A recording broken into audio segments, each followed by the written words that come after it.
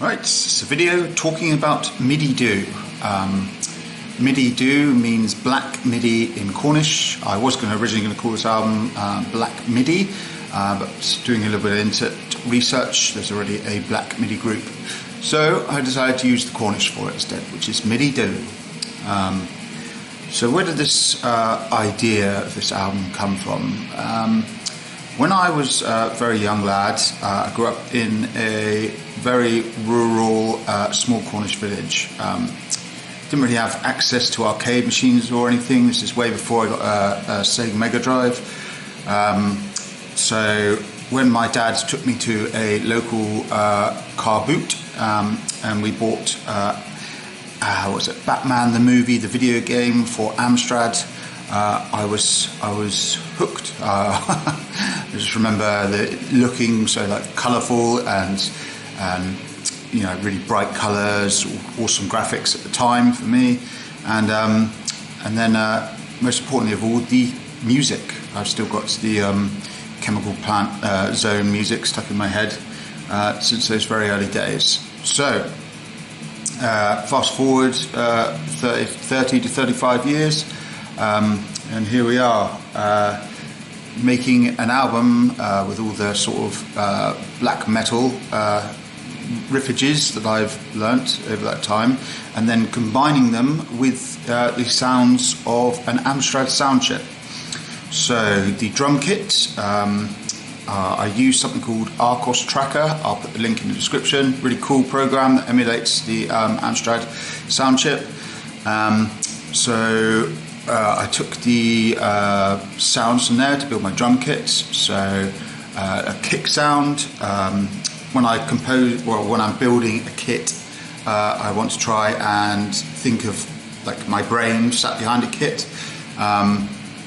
So I've put two kicks in for my double kicks. I think I've panned them slightly off center. Obviously there's not much to choose from. It's a very basic 8-bit sound, so to differentiate, I've just changed the pitch ever so slightly, so you've got an up-down sort of contrast in tone. Same with the snare. I decided to use two snares, and it's just literally changing the pitch on one of them, so that we've got this bit of back and forth going on.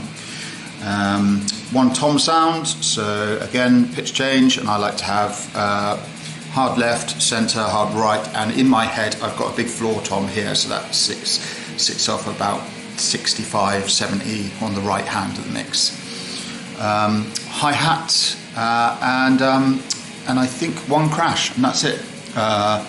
There's also 3 different types of sound, which I've used for synth, which is a very basic wave sound from the Amstrad chip. So yeah, it got obviously the note, and I had to change these so that they worked as keyboard would. So sort of touch, instead of press once and it plays the whole loop, you've got to have it touch sensitive. I've forgotten the exact technical term, but yes, it took a bit of jiggery-bogery, but we got there in the end. So yeah, that was my drum kit then, so all the Amstrad sounds that I wanted, and then I begin to construct black metal riffs. You'll see that the album tracks starts on MIDI do 1.2, which is basically just the BPM. So it's also, I wanted the whole thing to be really hypnotic, just a real journey. So between each track, we're going to jump up 10 BPM. Eventually the whole cycle completes, and we go from 1.2 to 2.2. So yeah, as we progress through the album, it's constantly ramping up. Also in the riff department, I want to keep things really simple. So always sort of 4/4s. The odd 5 or 3 may have crept in here and there, but it's pretty much all just simple 4/4. That was one of the prerequisites I set myself. Nothing too abstract or crazy, just good 4/4 black metal riffs. Simple but effective, hopefully. And as the journey progresses through the album and the BPMs constantly ramp up, I've got the vision of going deeper into the sort of Amstrad world, and there's this weird like dark 8-bit thing going on. So towards the end, you'll see some like purposeful misbeats or some extra, you know, sort of slightly out of place bits as you're getting further and further into the machine, especially on the sort of last track or the 2.0. And then once we go beyond 2.0 into 2.1 and 2.2, then because at the end of 2.0 there's like and there's odd bits being missed out, and then towards the end you see it all like having a glitchy sort of moment, and then rearranging itself, and then to finish back to the standard beat. But then the 2 tracks after that then sort of incorporate the glitches, so like the sort of extra tone sounds, which is like basically just real fast.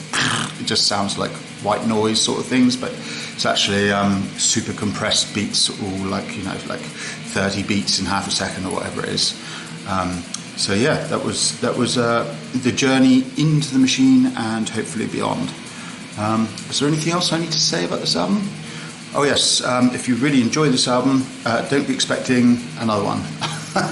Because I'm just going to do whatever I want to do. So it could be something completely different next time. Could be like death, doom with crazy guitar effects, and it just sound nothing like this one. So yeah, I'm going to let my instinct and my logical goodness guide my musical future. I think, well, and probably the rest of my life as well. Okay, I think that about wraps it up for MIDI Do. So I hope you enjoy the album. I'm going to release it. I found out I was born on a Thursday, so Thursday this week seems a good time to put it out after the eclipse. The brand new sun rises. Okay, cheers. See you later.